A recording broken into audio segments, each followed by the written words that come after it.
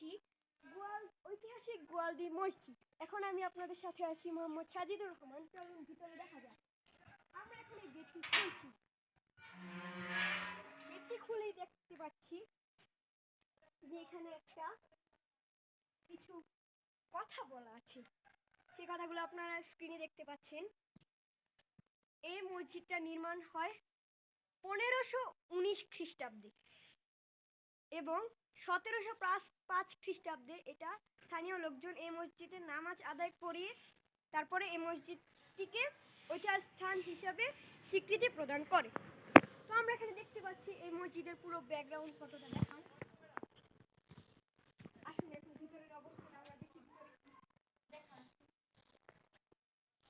দেখা যাচ্ছে এখানে ভিতরে অবস্থাটা অনেক ভালো নয়, কারণ এটা অনেক বছর আগেই বন্ধ হয়ে গেছে। এটার ভিতরে আমরা ঢুকতে পারছি না কারণ এখানে তালা লাগানো। তো আপনারা একটু ভালো করে লক্ষ্য করে দেখতে পাবেন এটা একদম বিলুপ্তির পথে। তো গাইস, আপনাদের সাথে আমি আজকে এতটুকুই। আসসালামু আলাইকুম, বাই।